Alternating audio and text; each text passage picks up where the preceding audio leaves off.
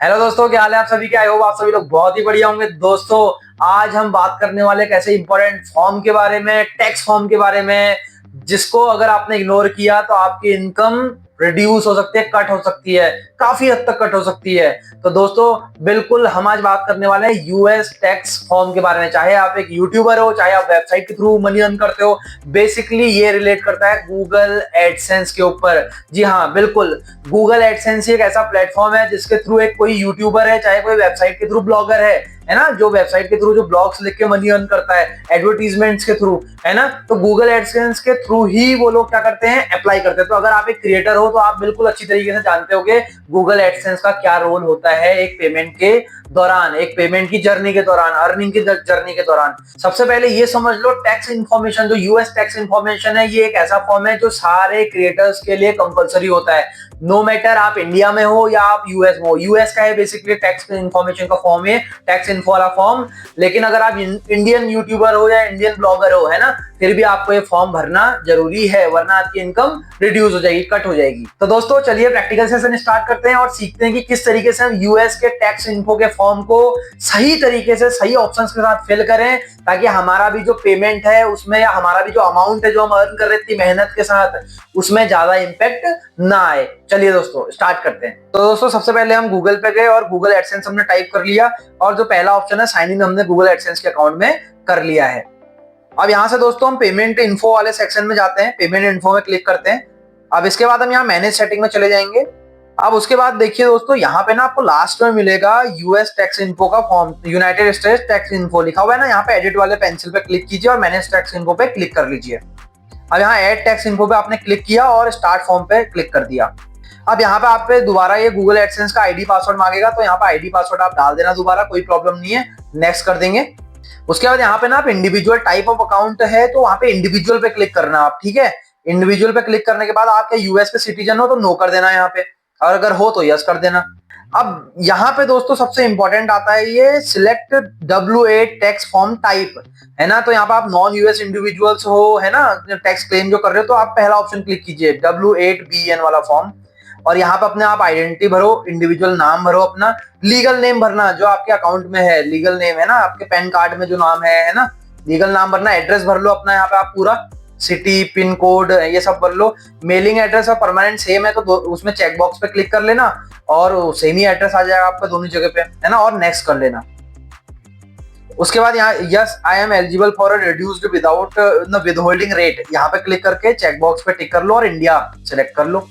अब उसके बाद यहाँ अदर वाले पे कॉपीराइट रॉयल्टीज पे क्लिक किया आपने, और आर्टिकल एंड पैराग्राफ में आप ना फिल कर लेना, जो यहाँ पे आप स्क्रीनशॉट भी ले लेना इन चीजों का, है ना। अब यहाँ पे आपने आर्टिकल एंड पैराग्राफ वाले को क्लिक करना है, और आर्टिकल 12 और पैराग्राफ 2A वाला सिलेक्ट कर लेना, 15% रिड्यूस ड्यूटी वाला सिलेक्ट कर लेना। फिर सेकंड वाले पे क्लिक किया, आर्टिकल 7 एंड पैराग्राफ 1 0% वाला कर लेना, है ना।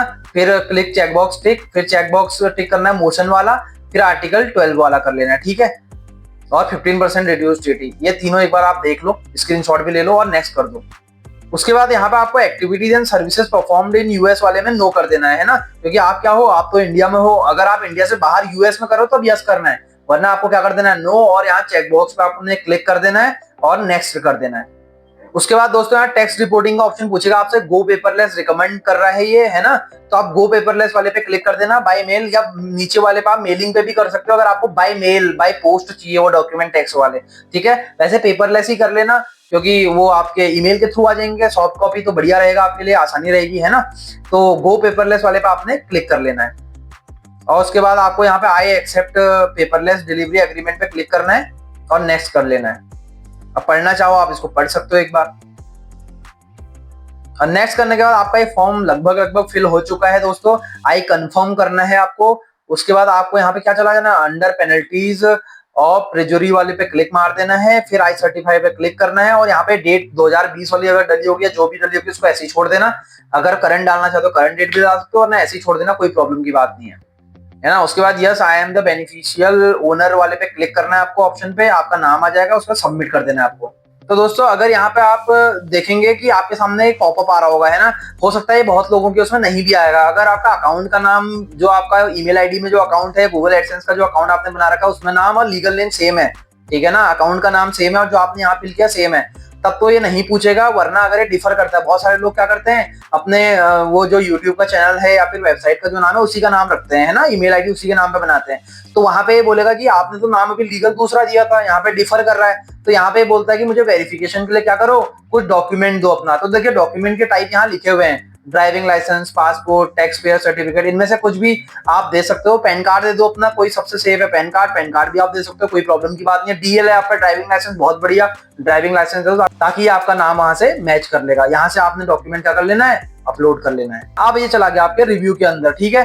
तो यहाँ पे आपका ये इन रिव्यू हो जाएगा। तो कुछ टाइम के बाद देखिए लिखा भी यहाँ पे करंट जो विद होल्डिंग रेट है वो तो 30% ही रेट रहेगा, 30% ही अभी भी टैक्स आपका कटेगा। बट जब ये एक बार अप्रूव हो जाएगा तो आपका रेट फिर रिड्यूस हो जाएगा 15% तक या 0% तक चला जाएगा, जैसा भी एप्लीकेबल लॉज होंगे उस हिसाब से, ठीक है दोस्तों। तो यहाँ पे देखिए अगर इस फॉर्म को आपने सही तरीके से भर लिया तो आप क्या कर सकते हो, आप अपने रेट को 30% से कम कर सकते हो, वरना आपका पूरा इनकम का जो 30% यूएस से जो ट्रैफिक आ रहा है बेसिकली, आपका जो यूएस से जो ट्रैफिक आएगा, तो चाहे वो यूट्यूब में हो चाहे वो वेबसाइट्स में हो, तो उसका जो है टैक्स 30% तक कट जाएगा, वो आपको नहीं मिलेगा। तो भाई इतनी मेहनत से आप काम कर रहे हो, है ना, इतनी मेहनत से कंटेंट बना रहे हो, चाहे यूट्यूब पे चाहे वेबसाइट पे, जितना हो सकता है उतना तो आप रिड्यूस करने की कोशिश कर सकते हो ना।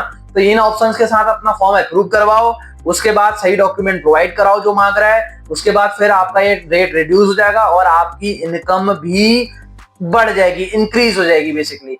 तो दोस्तों आई होप आपको ये यूएस टैक्स फॉर्म किस तरीके से फिल करना है, सही तरीके से किस तरीके से फिल करना है, उसके डाउट्स क्लियर हुए होंगे और वीडियो आपको अच्छा लगा होगा और समझ में भी आया होगा। दोस्तों अगर आपको कोई डाउट्स अभी भी रह गए हैं तो आप हमें कमेंट कर सकते हैं, उसका हम रिप्लाई पूरी तरीके से श्योरिटी के साथ करेंगे।